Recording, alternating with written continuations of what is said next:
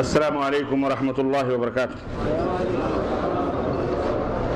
الحمد للہ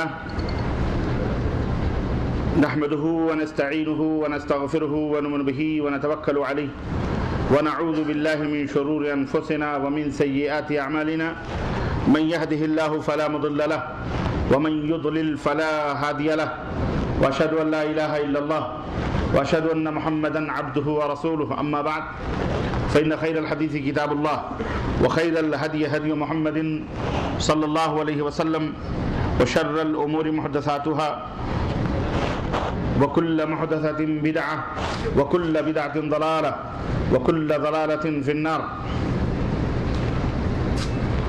أعوذ بالله السميع العليم من الشيطان الرجيم، بسم الله الرحمن الرحيم۔ يا أيها الذين آمنوا اتقوا الله حق تقاته ولا تموتن إلا وأنتم مسلمون واعتصموا بحبل الله جميعا ولا تفرقوا۔ وقال تعالى وما خلقت الجن والإنس إلا ليعبدون۔ وقال تعالى وما آتاكم الرسول فخذوه وما نهاكم عنه فانتهوا۔ اللهم صل على محمد وعلى آل محمد كما صليت على إبراهيم وعلى آل إبراهيم إنك حميد مجيد۔ اللهم بارك على محمد وعلى آل محمد كما باركت على إبراهيم وعلى آل إبراهيم إنك حميد مجيد۔ تمام قسم کی حمد و ثنا، کبریائی اور بڑائی اس اللہ عز و جل کے لیے لائق و زیبا ہے جس نے ہمیں اور آپ کو پیدا فرمایا، اور بیش بہا درود و سلام اس ذات مبارکہ مطہرہ پر جن کا نام نامی اسم گرامی احمد مجتبیٰ محمد مصطفیٰ صلی اللہ علیہ وسلم۔ ٹشو پیپر چاہیے، ٹشو۔ معزز محترم علماء کرام، نوجوان دوستوں، بزرگوں اور بھائیوں اور عزیز ساتھیوں، بچوں،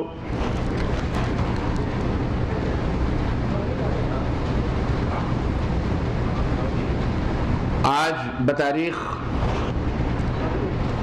5 جمادی الثانی 1433 ہجری مطابق 26 اپریل سن 2012 عیسوی کے اس اجتماع میں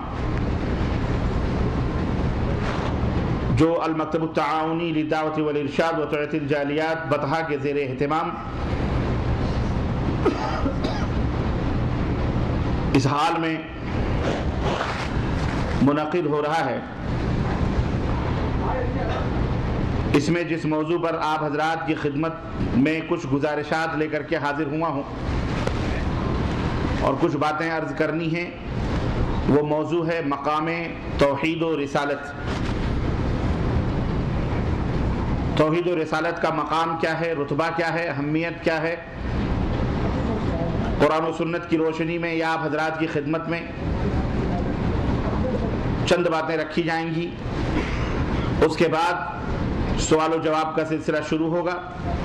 اللہ عز و جل سے دعا ہے کہ اللہ تبارک و تعالی ہم سب کے یہاں آنے اور بیٹھنے کو قبول فرمائے، اور اللہ اپنے رحمتوں کی برکہ ہماری اس مجلس پر نازل فرمائے، اور اللہ تبارک و تعالیٰ کے خیرات و برکات، اللہ تبارک و تعالیٰ کے خیرات و برکات سے، اپنے خیرات و برکات سے اللہ ہمیں مالا مال فرمائے، اور ہماری تمام جائز ضروریات کو اللہ تبارک و تعالیٰ اپنے خزانے غیب سے اور اپنے طرف سے پوری فرمائے، اور اللہ تبارک و تعالیٰ ہمارے والدین کے اوپر رحم فرمائے، ان کی گردنوں کو جہنم سے آزاد فرمائے، ہم سب کی گردنوں کو جہنم سے آزاد فرمائے، اور اللہ رب العزت جس نے یہ پروگرام رکھا ہے اللہ تبارک و تعالیٰ ان کے میزان حسنات میں بنائے اس کو، اور ان کے نیکیوں میں اضافہ فرمائے، اور اللہ تعالیٰ انہیں بھی اس کا اجر اور اس کا ثواب عطا فرمائے، آمین یا رب العالمین۔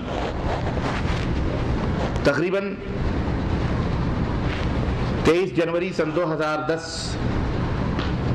آپ سے رخصت ہوا تھا میں، اور اس کے بعد آج اپریل کی 26 تاریخ ہے اور سن 2012 ہے، یعنی تقریباً سوا دو سال ہو گئے آپ سے ملاقات ہوئے۔ اللہ تبارک و تعالیٰ نے یہ ہمارے مقدر میں یہ ملاقات لکھی تھی یہ اللہ رب العزت کا فضل اور اس کا احسان ہے کہ اللہ نے دوبارہ آپ سے ملاقات کروائی، اور کافی دنوں کے بعد یہ ملاقات ہو رہی ہے۔ یہ آپ کی دعاؤں کا ثمرہ اور آپ کی دعاؤں کا نتیجہ اور اس کا پھل ہے کہ یہ طالب علم پھر دوبارہ آپ کی خدمت میں حاضر ہوا ہے، ورنہ جو حالات میرے اوپر آئے تھے اور جن حالات سے میں دوچار ہوا تھا، وہ حالات تو ایسے تھے کہ یاروں نے دوبارہ ملاقات یہاں کیا پوری دنیا ہی سے ملاقات کا بندوبست کر رکھا تھا کہ اب وہ آخرت میں اللہ ہی سے ملاقات اس کی کروا دیتے ہیں۔ وہ ملاقات تو خیر برحق ہے، اور ہر مومن کی آرزو اور خواہش ہے کہ اللہ تبارک و تعالیٰ سے ملاقات ہو، اور اس حال میں ملاقات ہو کہ اللہ راضی اور خوش ہو، اللہ ہم سب سے راضی اور خوش ہو، اور ہماری ملاقات اللہ تبارک و تعالیٰ سے اسی حالت میں ہو، آمین یا رب العالمین۔ لیکن جن مصائب اور جن مشکلات اور جن پریشانیوں سے گزر کر اور نکل کر جہاں کوئی امید کی کوئی کرن نہ تھی، کوئی شعاع نہ تھی، کوئی راستہ نظر نہیں آ رہا تھا، وہاں آپ کی دعائیں تھیں، اور اللہ رب العزت کا رحم اور کرم اور اس کا فضل تھا کہ آج اللہ تعالیٰ نے پھر اپنے بھائیوں سے اور یہ روشن چہروں سے ملاقات کی، یہ سعادت عطا فرمائی ہے۔ اللہ تعالیٰ اسے مزید ہمیشہ اسی طرح کی زیارت اور اسی طرح کی ملاقات نصیب فرماتا رہے، اور اللہ تعالیٰ اسی طرح سے زیارت کرواتا رہے، اور اسی طرح دین اسلام کی خدمت لیتا رہے۔ اللہ رب العزت ہم سب کے پیروں میں قوت عطا فرمائے، بازوؤں میں قوت عطا فرمائے، زبان کے اندر قوت عطا فرمائے، علم کے اندر قوت عطا فرمائے، اور اس دین حق کو پھیلانے کی ہم سب کو جرأت اور ہمت اور اللہ شجاعت عطا فرمائے، آمین یا رب العالمین۔ دوستوں اور بھائیوں، لوگ یہ سوچتے ہیں، اور لوگوں نے یہ سوچا کہ چند دنوں کی پریشانیوں اور مصیبتوں سے کسی کے عزم اور اس کے حوصلوں کو پست کیا جا سکتا ہے۔ میری عادت بیٹھ کے تقریر کرنے کی نہیں ہے، میں کھڑے ہو کے تقریر کرتا ہوں، مجھے مزہ آتا ہے، لیکن مجبور ہوں میں بیٹھ کے تقریر کر رہا ہوں، اس لیے بہرحال وہ آواز بھی نکلنا اس سے مشکل ہو جاتی ہے۔ ٹھیک ہے، میں عرض یہ کر رہا تھا کہ حوصلے، عزم اور ارادے جو چٹانوں سے ٹکراتے ہیں، طوفانوں سے ٹکر لیتے ہیں، اور صبر و استقامت کے راستوں پر چلتے ہیں، تو ان کے اندر نکھار پیدا ہوتا ہے۔ لوگوں نے یہ سوچا کہ زبانوں پہ قدغنے لگا دیں گے، زبانوں کے اوپر بندشیں لگا کر ہم اپنی آبرو اور اپنی عزت کو محفوظ کر لیں گے، اور وہ بدعقیدگیوں کی وہ گندگیاں اور بدعقیدگیوں کی وہ غلاظتیں جو انہوں نے اور ان کے بڑوں نے رکھی ہوئی ہیں اس کو چھپا لیں گے۔ میرے عزیزو، یہ پلاننگ کر کے انہوں نے یہ تمام سب حرکتیں کری، لیکن میں کہتا ہوں اور میں سمجھتا ہوں کہ بادیہ تندے مخالف سے نہ گھبرائے عقاب، یہ تو چلتی ہے تجھے اونچا اڑانے کے لیے۔ میں اپنے دعات حضرات، میں اپنے علماء حضرات کو خاص طور سے یہ بات اور یہ بتانا چاہ رہا ہوں اور یہ ذہن دینا چاہ رہا ہوں کہ اللہ کی رحمتوں سے نا امید نہ ہونا، حق کا آوازہ بلند کرتے رہنا، کبھی تمہارے پائے استقامت میں لغزش نہ پیدا ہونے پائے، کبھی تمہارے حق گوئیوں کے اندر جرأت اور بے باکیوں کے اندر کہیں کسی قسم کا ضعف یا کسی قسم کی کمزوری نہ پیدا ہونے پائے۔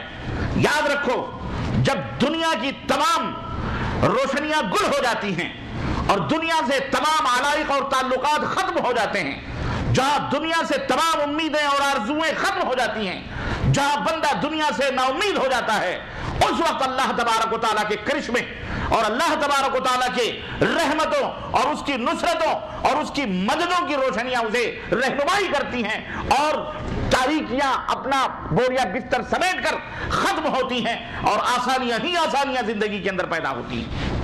میرے عزیزو، میرے دوستو، یہ ہم نے اپنے اسلاف سے سیکھا ہے، یہ ہم نے اپنے اسلاف اور اپنے بزرگوں سے اور اپنے نبی کریم صلی اللہ علیہ وسلم کی سیرت طیبہ اور صحابہ سے سیکھا ہے۔ ہم نے کبھی ہمیں اس محلال کا شکار نہیں ہونا چاہیے۔ کچھ لوگوں نے کہا کہ معراج ربانی کو قید و بند کے اندر ڈال کر ہمارے علماء کے دلوں کے اندر کمزوری سی پیدا ہو سکتی ہے۔ ہم نے کہا انشاءاللہ تبارک و تعالی ہم ایک آل انڈیا پیمانے پر، ایک جگہ نہیں بلکہ ہندوستان کے مختلف گوشوں میں انشاءاللہ تبارک تعالی ہم کانفرنسیں کریں گے اور اپنے حوصلوں کو بتائیں گے کہ یہ جیدر بھبکیوں سے ہم ڈرنے والے لوگ نہیں ہیں. ہم حق کی آوازیں کو بلند کرتے رہیں گے انشاءاللہ تبارک تعالی. ہم امت محمدیہ صلی اللہ علیہ وسلم کو شرک کے اوپر ہم قائم نہیں رہنے دیں گے انشاءاللہ تبارک تعالی.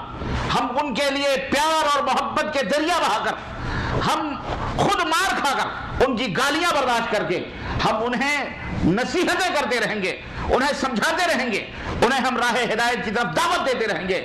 شیطان بلبلاتا رہے, شیطان چیختا رہے, چلاتا رہے, شیطان اپنا سر پیٹتا رہے, شیطان ذلیل و رسوا ہوتا رہے, ہمیں اس کی پرواہ نہیں.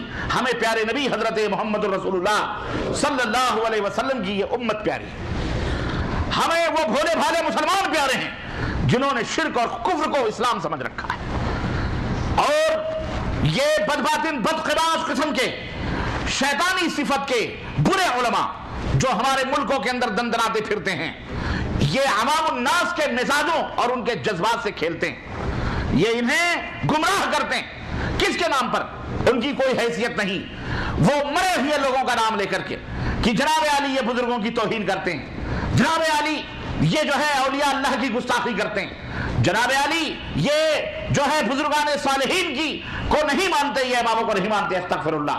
انہوں نے اس طرح کے ایک محاذ قائم کیے ہوئے ہیں, ہندوستان کی سرزمین ہو, پاکستان کی سرزمین ہو یا بنگلہ دیش کی سرزمین ہو. ہمیں بتانا پڑے گا, ہمیں کھل کر کے بتانا پڑے گا. اور ہماری نہ خاموشیوں کی وجہ سے اور ہماری انہی چپیوں کی وجہ سے ہمارے ملک کے لیڈران بھی اور ہمارے ملک کے سیاسی مدبرین بھی, ہمارے ملک کی پولیس بھی, ہمارے ملک کی سیکورٹی بھی, ان کو پتہ نہیں ہے کہ اہل حدیث کون ہیں, کیا ہیں. ان بیچاروں کو پتہ ہی نہیں ہے اہل حدیث. اہل حدیث کا تعارف کرانا پڑے گا. شرماؤ نہیں اپنے آپ کو اہل حدیث کہتے ہوئے. یاد رکھو, جس طرح یہ سورج زندہ حقیقت ہے, جس طرح یہ رات زندہ حقیقت ہے, جس طرح چاند زندہ حقیقت ہے, اور اسی طرح سے یاد رکھو اہل حدیث خالص اسلام ہے اور اسلام ہی اہل حدیث ہے اور اہل حدیثیت ہی اسلام ہے. یاد رکھو میرے عزیزو, میرے دوستو, اس میں شرمانے کی کوئی بات نہیں. ہم نے ڈنگے کی چوٹ پر لوگوں کو بتانا ہے کہ اگر تم جنت میں جانا چاہتے ہو, رب کی رضا چاہتے ہو, خوشنودی چاہتے ہو, اگر تم دنیا اور آخرت میں فلاح چاہتے ہو, کامیابی چاہتے ہو, اگر تم عیش و عشرت کی زندگی چاہتے ہو دنیا میں بھی اور آخرت میں بھی, اگر اللہ کی خوشنودی چاہتے ہو, اگر نبی کائنات صلی اللہ علیہ وسلم کی شفاعت کے مستحق بننا چاہتے ہو, تو رب ذوالجلال کی قسم ہے اس کائنات میں صرف اور صرف اہل حدیث وہ جماعت ہے جس کے اندر شریک ہو کر انشاءاللہ تبارک و تعالی عمل صالح کر کے اپنے عقیدوں کو پاک و صاف کر کے آپ اللہ کی رضا حاصل کر سکتے ہیں. اس کے علاوہ رب کعبہ کی قسم ہے کوئی جماعت ایسی نہیں جو کھڑی ہو کر کے یہ کہہ سکے کہ ہم حق پر ہیں, ہمارا عقیدہ درست ہے, ہمارا عمل درست ہے. اللہ کی قسم ان کے عقیدے بھی, ان کے اعمال بھی رب کے قرآن اور محمد الرسول اللہ صلی اللہ علیہ وسلم کے فرمان سے کئی زیادہ دور ہیں, غلط ہے. ایک عقیدہ نہیں, دو عقیدہ نہیں. میرے عزیزو, اسلام نام کس چیز کا ہے؟ اسلام نام کس چیز کا ہے؟ اسلام نام عقیدہ توحید کا ہے. اسلام نام عقیدہ توحید کا ہے. اور جب بنیاد ہی کے اندر غلطی ہو جائے, جب بنیاد ہی کے اندر گھوٹالے ہو جائے, جب بنیاد ہی غلط ہو جائے, تو یاد رکھو عمل سے کوئی فائدہ نہیں ہوتا ہے. عبداللہ ابن جدعان کا نام آپ نے سنا ہوگا. حضرت ام المومنین عائشہ صدیقہ رضی اللہ تعالیٰ عنہ فرماتی ہیں کہ میں نے نبی کریم صلی اللہ علیہ وسلم سے پوچھا کہ اللہ کے نبی, صحیح بخاری کی روایت, عبداللہ ابن جدعان جو حاجیوں کی خدمت کرتا تھا, صلہ رحمی کرتا تھا, بڑا ہی نیک آدمی, اور نام بھی کیا تھا؟ بولو, نام کیا تھا؟ عبداللہ نام تھا. کیا نام تھا؟ عبداللہ نام تھا. صلہ رحمی کرتا تھا, غریبوں کی مدد کرتا تھا, بیواؤں یتیموں کی کا سہارا تھا. وہ حاجیوں کے لیے سینکڑوں اونٹ ذبح کر کے ان کی ضیافت کرتا تھا, حجاج کی خدمت کرتا تھا, اور مر گیا. ام المومنین عائشہ صدیقہ فرماتی ہیں کہ میں نے پوچھا کہ اتنے اچھے اچھے اعمال, اتنی نیکیاں اس نے کی ہیں, اے اللہ کے رسول صلی اللہ علیہ وسلم, کیا وہ جنتی ہے؟ آپ صلی اللہ علیہ وسلم نے فرمایا ہرگز نہیں. کیوں؟ اس لیے کہ اس کا عقیدہ غلط تھا, اس کی موت شرک پہ ہوئی ہے. اس کی موت کس پہ ہوئی ہے؟ شرک باللہ پہ ہوئی ہے۔ تو یاد رکھو، اگر شرک باللہ عقیدے کے اندر موجود ہے، اللہ کے ساتھ شرک